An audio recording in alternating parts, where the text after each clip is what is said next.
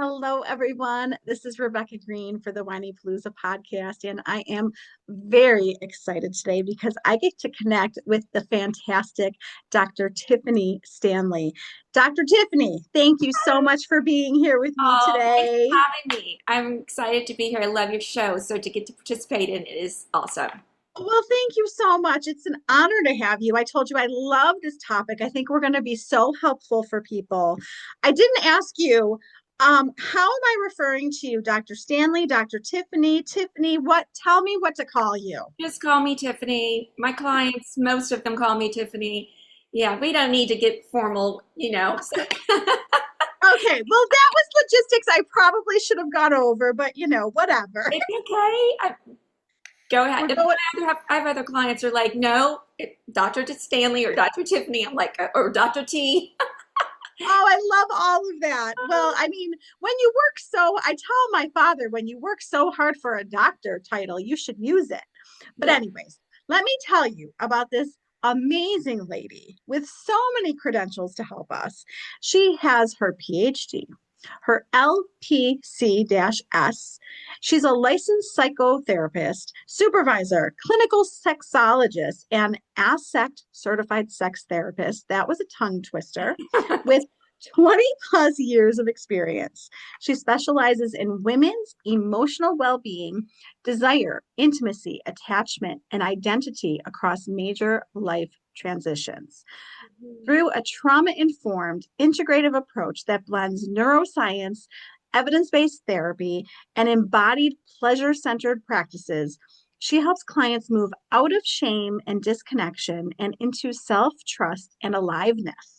She is the founder of Tiffany Stanley Therapy and the author of the upcoming book, Nothing is Off the Table. Well, now everybody knows why I'm so excited to talk to you. And your book sounds amazing. Like, I'm so tell excited us, about it. well, when does it come out? Where did the title come from? Tell us all the things. It is coming out the end of this month. Okay. And I don't have the exact launch date, but it is coming out this month. I have been assured. Wonderful. I mean, that's so exciting. Yes, I'm really Tell thrilled us. about it. It's a long time in the making. I bet. It's funny when I met with my editor just to kind of get an overview of how the structure, and I just like plopped down like these thick notebooks of like handwritten notes for like over the last many years. Um, it comes from obviously many years of working with people, and I often say in my sessions, nothing's off the table. Like, you're not going to shock me. I'm here to support you. Um, Tell me what's going on. Tell me what you are feeling, what you're needing, what you're afraid of, all of those things. And I really, really do mean that.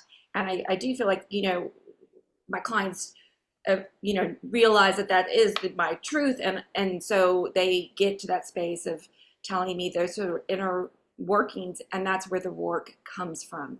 So the book is Nothing's Off the Table.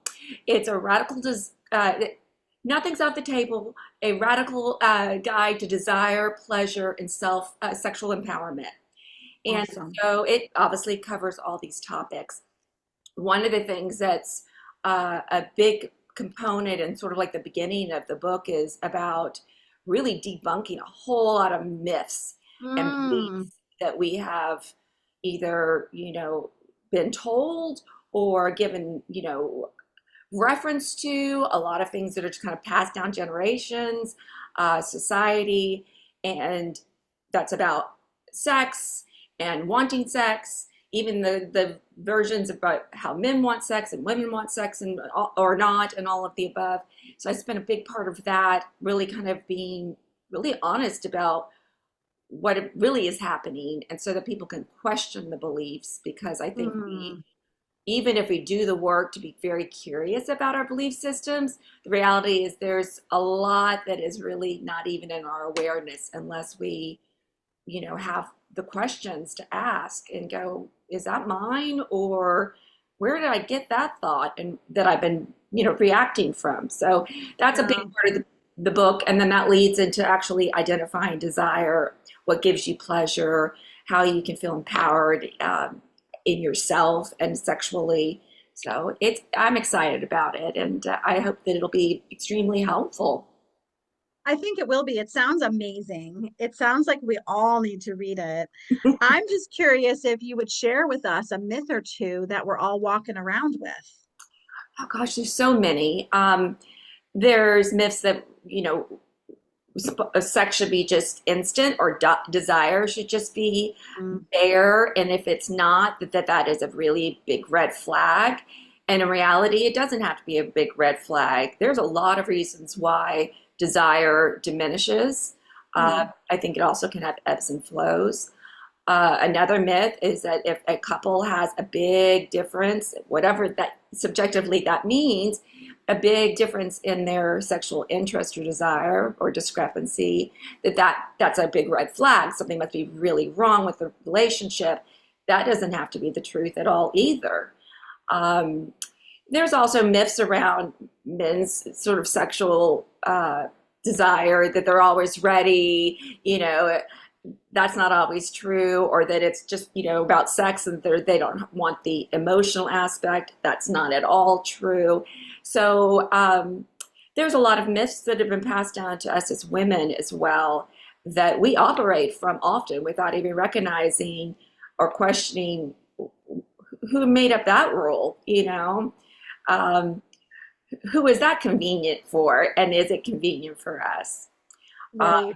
and because I work with a lot of women in all phases of life, which I love because, and that's also part of the book. There is a whole chapter on the different phases of a woman's life that includes how they feel about their bodies, how they feel about desire, how they adjust because we're ever changing, and young moms with new babies, and what does that look like, and what happens with sex and their bodies, and then when we get into another phase of life, perimenopause and so forth, what happens with our sense of self and our bodies. And so there's also those myths. There's myths about menopause, that, oh, you just better accept that, those hot flashes, some weight gain, moodiness, whatever people say about menopause. It's like, no, any one of those things, if someone's having hot flashes, that can be addressed. That is one of those things I get on my soapbox about, if you will, Yes, about yes. even physicians saying, well, it's menopause. No, we should be thriving, and our body's changing, but the myths that we are supposed to just accept that. Mm-mm. I So, love this. I love this. You're preaching to the choir over here. I love this. So you said so many things. I mean, I'm going to be honest with you. I'm taking notes because I have questions based on everything you just said. okay, okay. Okay. Okay. So I want to talk about desire and why what we all see is that you start out with huge desire, and that what Mhm. I see is through the phases of life, the desire might be going way down. Can Mhm. we talk about why that happens and how to increase people's desire?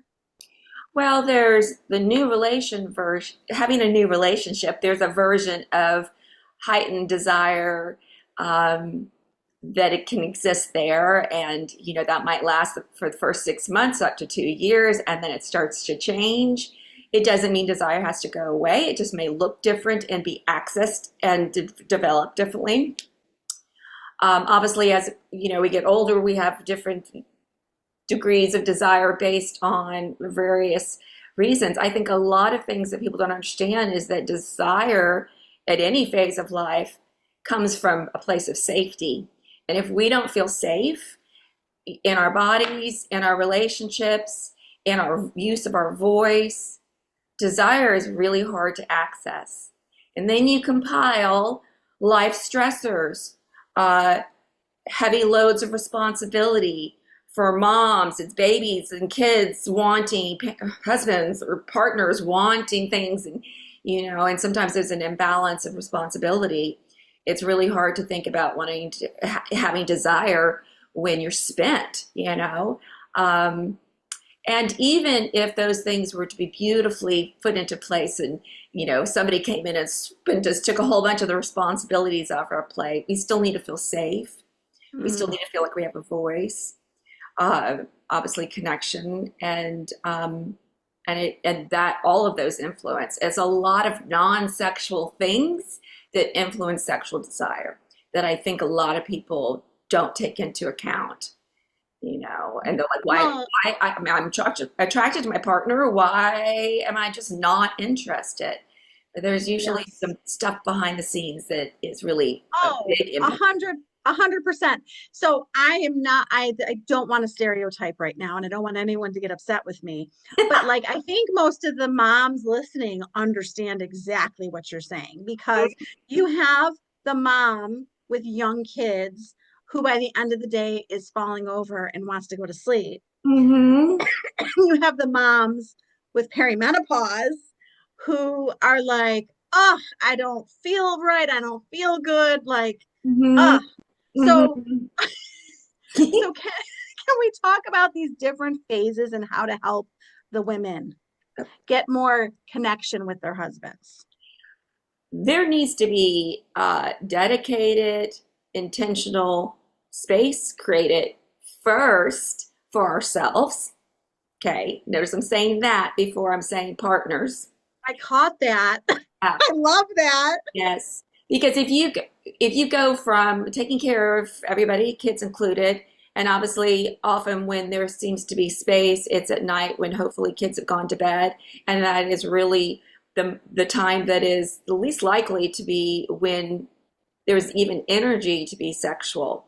So we can't expect it to just magically, like for us to magically have a burst of energy and want to be touched and have desire. And we can also perceive that sex is going to take a long time, a lot of effort, and, you know, that because that's all subjective as well, right? We think it's going to take a lot of time. So we're like, oh, I can't even imagine. And it may take time if you want it to, but it doesn't have to.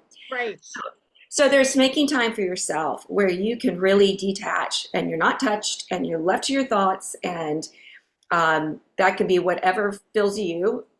For some people, it's tidying up. Maybe for other people, it's like a bath. For other people, it could be like, I just want to listen to a podcast by myself. So there needs to be intentional time for oneself and then intentional time with their partner.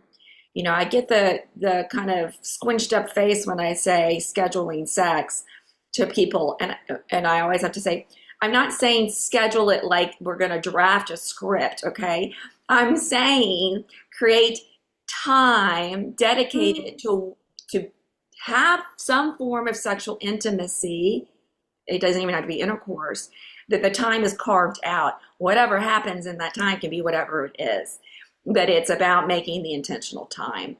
And we have to be reasonable too. Sometimes that's maybe once a week, It may not to think it's every day. You might get, if you're lucky, a little bit of that time for just yourself, but the connection with partner. So intentional time is really important. And time with oneself is really important. I think also feeling like the nervous system. And I think that intentional time for yourself is a part of this. And that is allowing your nervous system to have time to regulate so we can even access desire. So again, non-sexual stuff playing a big part in where desire comes from. So for that young mom, it may be, I need to be left alone for a little bit. And let's plan some time that I can anticipate and maybe even look forward to. There is something about kind of preparing that anticipation plays a big part. And then I think also being reasonable with what's really doable instead of setting expectations or let's not even set expectations. Having an idea of something that may be not even reasonable and as far as time availability, energy availability for the person who's menopause,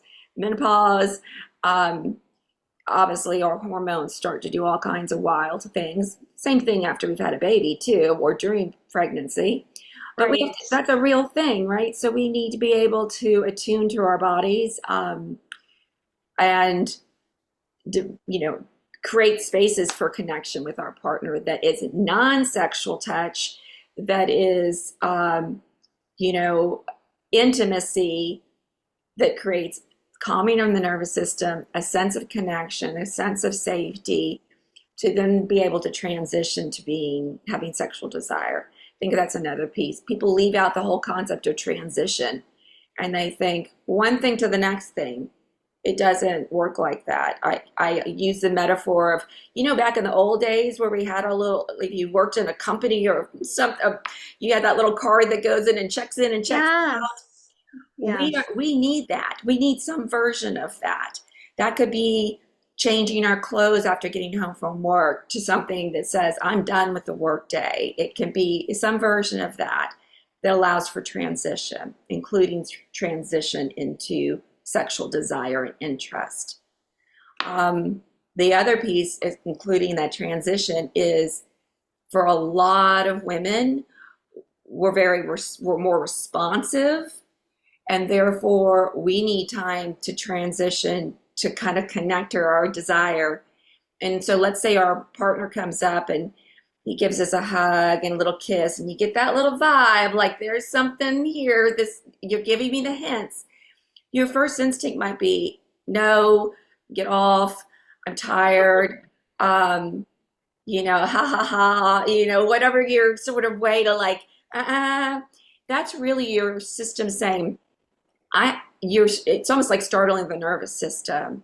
Yes. And we need an opportunity to find space to transition, to consider a desire, to then be able to move in desire. So we might say no first, or not, I'm not really in the mood.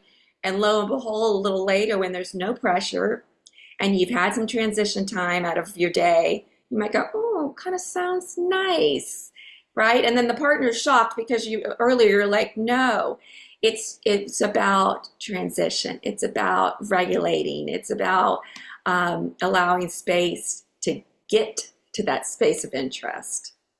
That makes so much sense, because we can't go 90 miles per hour all day and then sit down and say, okay, I'm ready. Right. And, I work with men, women, couples, and the partner says, I don't get it. I give her a kiss. I pinch her butt when I'm walking through the house. I do all these things, flirty and so forth. And then why is there not sexual interest? Because that is that may not trigger for that person, oh, that's flirting and I'm interested, because there's not that transition. They're in a different headspace. They're doing whatever, Yes. working or so. Again, we need time for adjustment. Can we talk about communication? Because one of the things you're talking about is, so I don't like the hinting. I mean, I don't know how other people feel. I'm just saying, in my house, I want direct communication, right? Mm-hmm. So can we talk about how to talk about emotional and physical intimacy, and I don't know, being maybe more direct? Well, I think you're right. I kind of was alluding to that with the little Yes. button, which all that can be really fun. Yes. But that direct communication, I think, is also helpful for the nervous system too. The hints, they don't always register, right? And so, and oh my gosh, I hear that all the time. I suggested sex yesterday, and the other partner's like, "What? No, you did not." Right. Yeah, don't you remember when I did that? Was you trying to get something going? Exactly.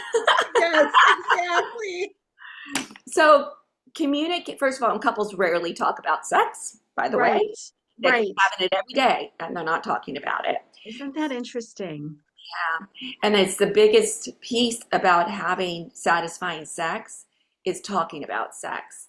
Not in the bedroom necessarily, not while you're having sex necessarily. I'm not saying don't talk during sex, but having the conversation, the communication about what works for me, what doesn't work for me, what I need to be able to be in the mood or get in the mood. And in that conversation would be that I need more direct. I need you to let me know what you want and what you're thinking. Um, I might even need it for you to tell me that you're interested in that maybe earlier in the day so I can think about that that's something that I might want to do or I want to do later on in the evening or in the morning or whatever the next time is.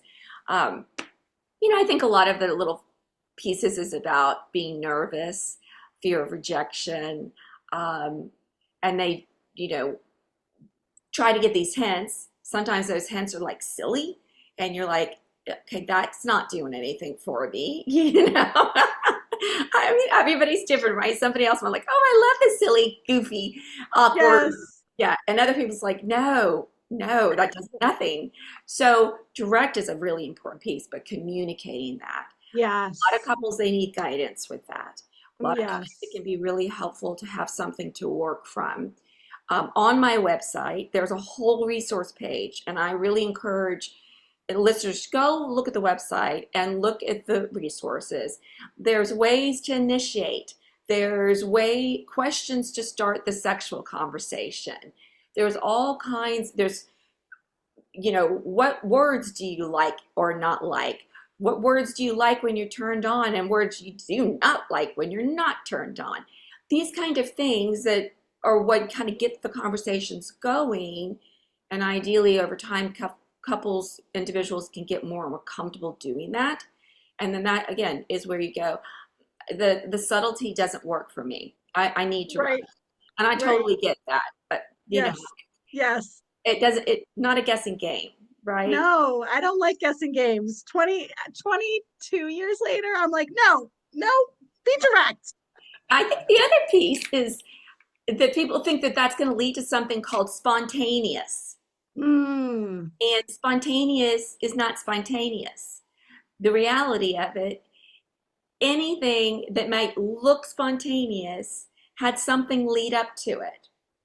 A thought, a gesture, um, something was said.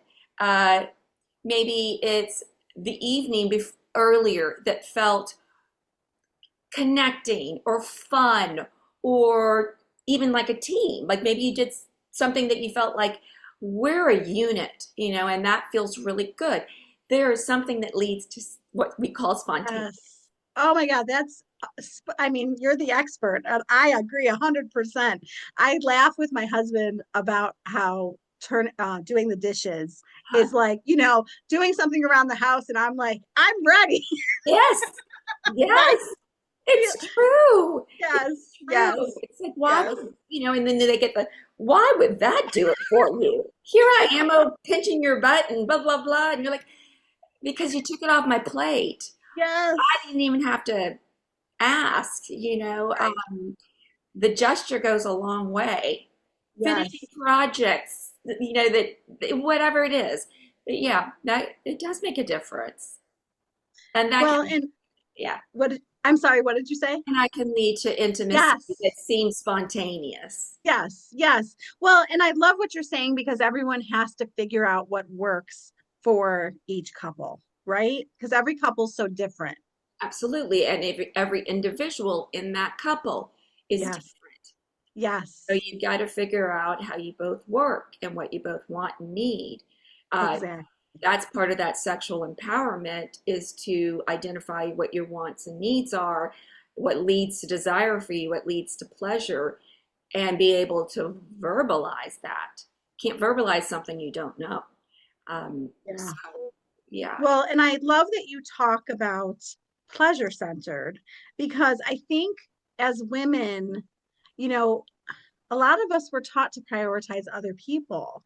I know. So, how do women get more in tuned with that pleasure centered piece? Mhm. Making time to connect with your body, and that can be self-pleasuring, but that can also be doing other things that feel intimate with your own body, the way that you care for it, um, whatever that is, That makes sense. cliche Yeah. bubble bath, it does really kind of help, but Yes. but that sense of connection with with oneself And that falls also in those myths that I was talking about earlier, is that, you know, women have been real, let's say myths or belief systems that have been passed down, that women aren't supposed to like sex, that sex is, you know, we're meant to be givers, nurturers, takers, all of these things. And yes, we might be even good at doing that, but there's an imbalance there. And so, you know, there's nothing left in the tank if you've taken care of everybody else and you haven't even attuned to yourself. And that pleasure comes from attuning to self, understanding yourself, um, and then being able to speak to what you need. So finding things that create pleasure for you, they don't have to be sexual. They can be just things that you feel a sense of pleasure doing them or experiencing them. And that is like owning what gives you pleasure, you know. And then of course you can Well, translate that to sex. I hope that all the women listening really heard that because I think that's so important. I love that you're explaining that to us. And I think that one of the most common things that I hear from people is that they feel like they're roommates with their spouse. Hear it all the time. I know it's so sad and they want to be more connected. So, how can we help them start to build that connection? The roommate syndrome, or whatever you want to call Yes. it, does not have to happen. That is due to neglect. Mm, And that's just bottom line. If you feel like roommates, it's because you've neglected aspects of yourself and your relationship that have led you to a space of cohabitating as roommates, which often means we're taking care of our space, we're getting things done. If we have kids, we're making sure they're taken care of. But as you know, we're going kind of, we're living parallel. We're doing things, a lot of things maybe separate from ourselves, even if we're right next to each other. And so the neglect is in making time for the couple, for the we. Yes, you might be parents, but you began as partners, and you got to remember that that's the foundation. Our kids are very important. Obviously, I have my own, and yes. you know, I have grandbabies. I mean, you know, there's You do not. I do. Two little boys. They're the cutest things. Yes, Oh. they're identical twins. So, yes, Oh my gosh, that's wonderful. it's awesome. So I have adult sons and now two twin boy grandsons. But I totally get the whole concept of the doing and taking care of everything, da da da da. Um, and then when you are partners and you're not making time to be the couple, which is enjoying each other, making time for the couple, you're going to turn into roommates. Yeah. And that might look like setting time to spend with each other. It's totally fine to tell your kids. In fact, I think it's a value to your children to say, this is mom and dad's time. Mom Mm. and dad are going to have our time. We're going to go sit on the porch. It's, you know, do not interrupt. You know, obviously, it depends on the age of the children, but you kids need to see you investing in your relationship as a couple. They need to see you showing affection to one another. They need to see you having a squabble and working it out, or hearing you apologize to each other. They need to see you having fun together, right? So all of these things are benefits for your kids, but even more so benefits for the couple that then keep them from turning into roommates. And it is fixable. It is fixable. You just have to get in gear and start making some changes, you know. And that can Yeah. be really awkward, you know, coming back together and saying, "Hi over Yes. there." Um, Yep. I mean, I think that, we hear, I'm sure you hear this, I hear this. There's no more time, there's no more time. But I think that what you're saying is it's our priorities and what we're putting into our days. Mhm. And we can't have no couple time in our days. Right. You're not you're not putting fuel into that engine, right? Yes. It's running on fumes, and then we expect it to be suddenly filled up when there's an opportunity that just arises as opposed to something that's planned and we can prepare for. So it just takes intention. It doesn't have to be all the time, but it's intention. And again, you're not neglecting your children. In fact, you're giving them a beautiful gift when they see you making time just for the two of you, with So your true. spending time with your best friend who you love, and then, sharing that, them singing that couple time is so important. I agree. I think that the other most common thing that I hear is, people don't tend to agree on uh, mismatched amounts. Hmm. And right. So, and I, It's so it's just, yeah. right. So, I mean, it's not always, we're not going to stereotype this. It's not always the man who wants more. I have people in my life, women who are like, I want more. Mhm. So it's hard to agree on an amount per week, per whatever. How can they work on that?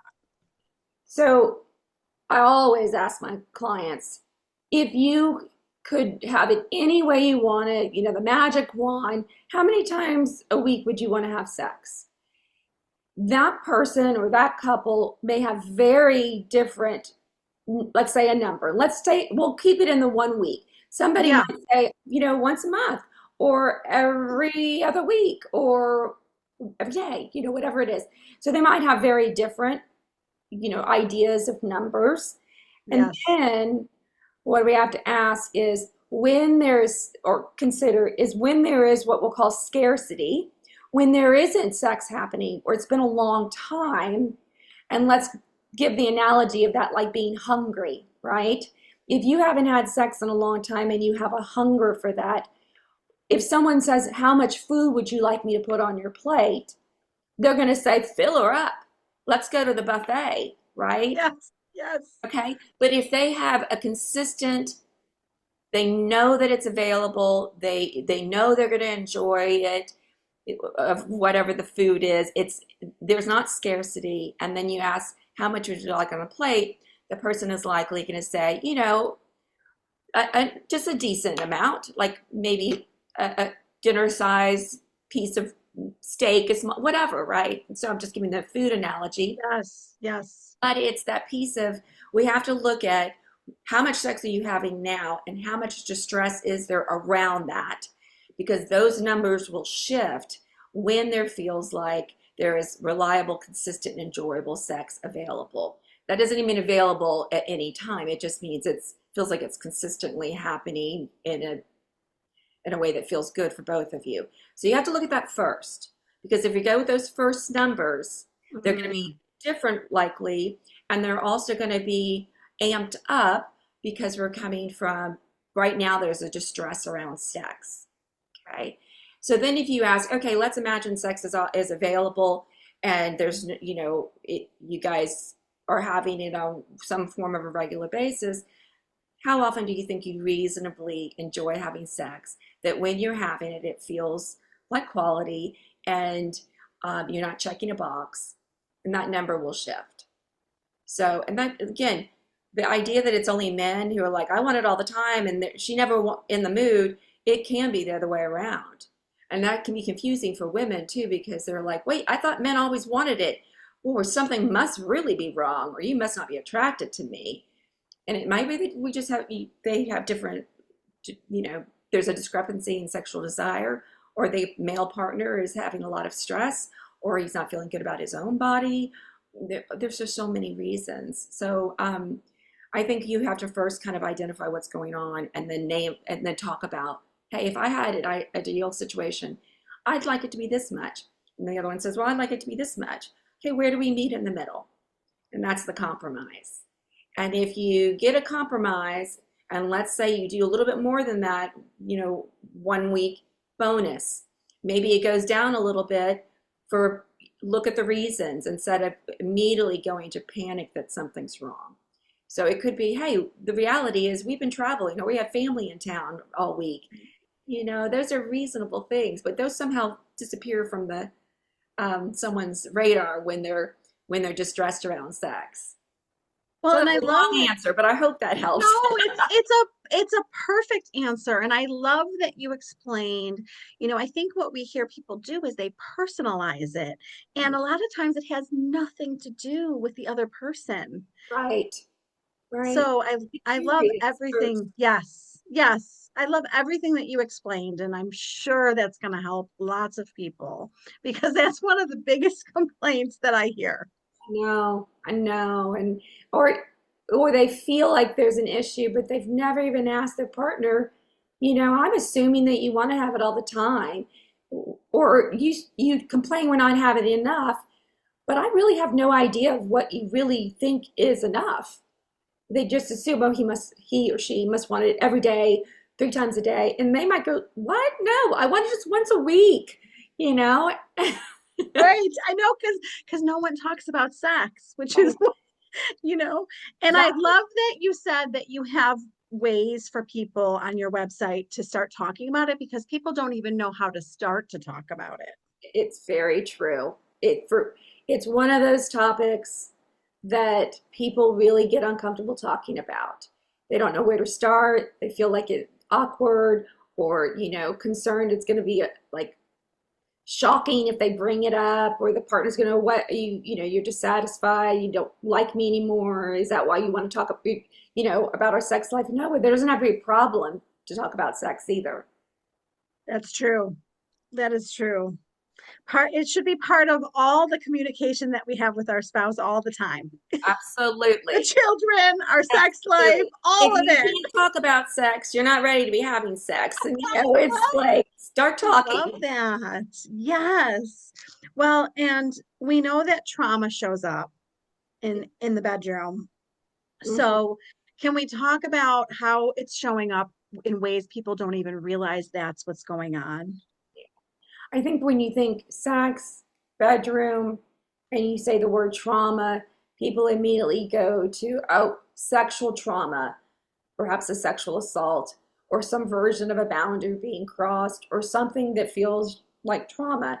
And Yeah. absolutely that exists. And quite honestly, the statistics of how many people have had some form Oh, of sexual, like, I'll just use abuse, but sexual yeah. inappropriate something, is staggering. And not just women, men as well. And so that is going to play a part, absolutely. And that's something that can be addressed and can be healed. And first of it, identifying the awareness of it and, processing that. And there's lots of ways to go about that. But then we have other forms of trauma that aren't even about sex, that could be other relational traumas, um, our upbringing. Being in situations where you didn't feel like the people that were there to take care of you were taking care of you, neglect, abandon. And again, those could be big words, but they can also be subtleties, not even feeling like seen, or your parents didn't really get you, or there's all kinds of versions of trauma, right? And they play a part about how we feel about ourselves. They Yes. impact our attachment style. That's Our attachment styles are based on our nervous system trying to regulate for safety. Trauma puts a big impression on that. So um, I think the piece of trauma is that we can go tunnel vision on it being, oh, it must be a sexual trauma, and if it hasn't been, then there's no trauma around. There's no trauma that's influencing the sex, and that's not true. Um, that's really, I mean, just being able to know, um, sex is super vulnerable, and so if you have had some trauma about safety, which most of us have in some way, your nervous system is going to show up and be right, dysregulated to some degree in any situation where there's vulnerability, and sex is one of those. So, That makes so much sense. Well, and you mentioned attachment styles. mhm.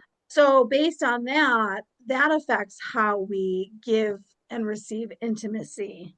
Mhm. So, can you explain that to everyone? Because people don't know this.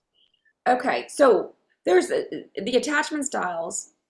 Theory is that it's something that we've developed at a young age based on our environment, um, and we bring that into our relationships. And not just our intimate relationships, friendships. Well, friendships, of course, can be intimate as well. And it is, so we have what's called, I'm just going to give sort of the basics. There's nuances to it, but there we have avoidant attachment, which is aligned with when I do not feel safe, when I am afraid or there's fear, fear of abandonment, fear of detachment, fear of the lack of attachment, that person may withdraw or avoid intimacy, withdraw from, touch.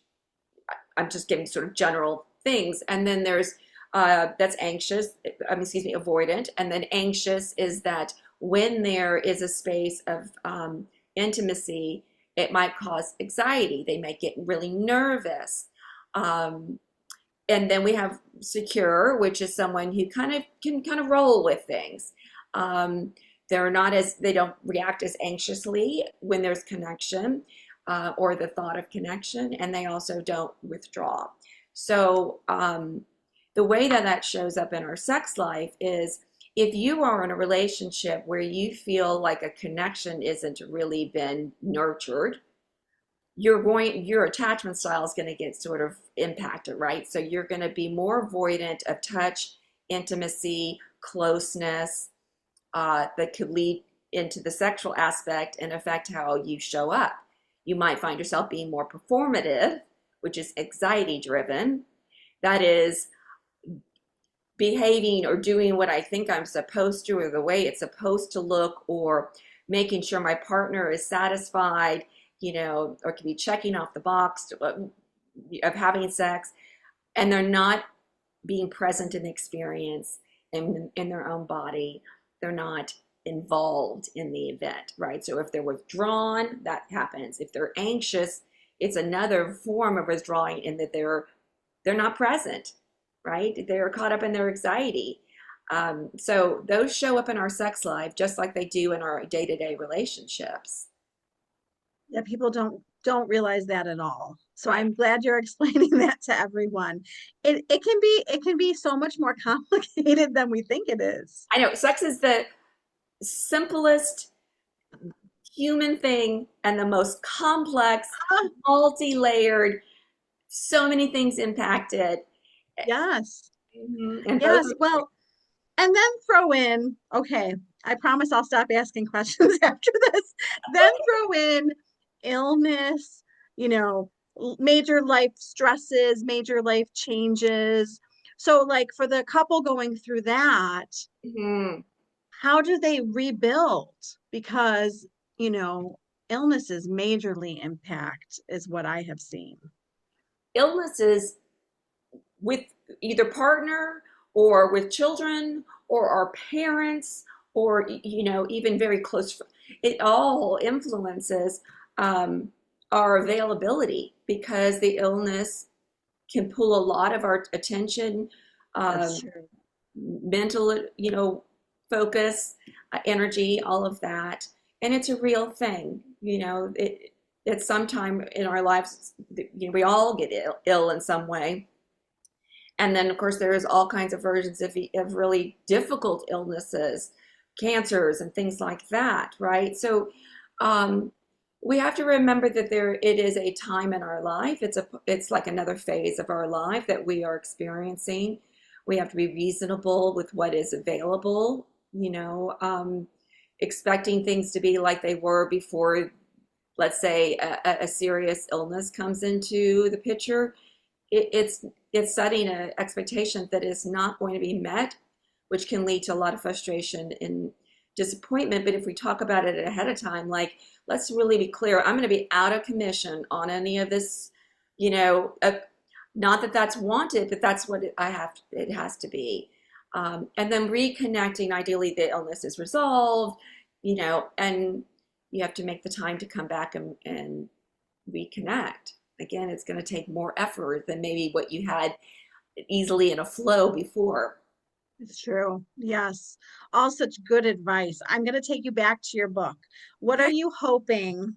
Okay. So nothing is off the table, which we kind of proved in this conversation. So tell us what you're hoping comes out of this book. What are you hoping couples get from it? I'm hoping that people will have real conversations with themselves, with their partners, with their therapist, about what they want, what they desire, what they're afraid of, where shame is located. Talk about it. And when we put it on the table, we bring awareness to it, and only then can we actually address it, make sense of it. Sometimes that making sense of it is having a shift of perspective on it that changes so many things. And so it really is about having the conversations that we have all been taught not to have. Don't talk about sex. Don't talk about your bodies. Don't talk about anger. Don't talk about fear. Don't talk about your experiences that may feel shameful or embarrassing or whatever. Don't talk about those, but they exist. And when we don't talk about them, then we are making the impression to ourselves and others that it must be really bad. And sex is one of those things too. It's like, don't talk about sex. Well, if we're not allowed to talk about it, we're told not to, there must be something bad about it. Because if it's good, wouldn't we be talking about it? And sex is good, right? In fact, sex is even better when we're talking about it. Yes. So that is really the heart of the book. And in the book, I talk about a lot of things. I talk about some real truths about things that people don't talk about, orgasms, our bodies, how people initiate and connect, all of those things, including let's name out, there's a whole chapter, let's name out all these myths, all these beliefs that you have probably heard in some form or another, and let me tell you the truth about them. And you make your own truth of them. And maybe you're in agreement with mine, or at least it gets you to question. Like, I always thought that's the way. Really? Because it's not. It's not. Or maybe it is for you, but it's not an overall belief for everybody. There are so many myths about sex. So many.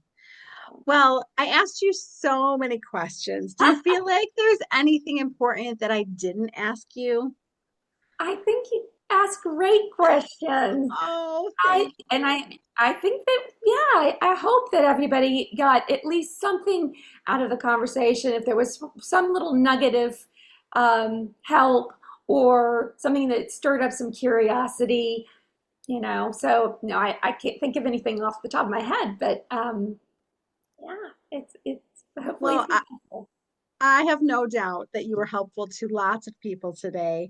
Can you tell everyone where to find you and your book? Absolutely. So my website is Tiffany Stanley Therapy. And you can go there, and there's all kinds of, there's guided meditations, there's lots of guided meditations on enhancing sexual desire for women, especially. That was what my doctoral dissertation was on. So really go check that out. There's a short version, there's a longer version, there's a whole bunch of guided meditations. But Tiffany Stanley Therapy, and then, my email address is drtiffanystanley@gmail. So easy breezy. And the book will be out the end of this month, and that will be obviously on the website announced and so forth. So wonderful. And it'll be available Amazon and all the other places.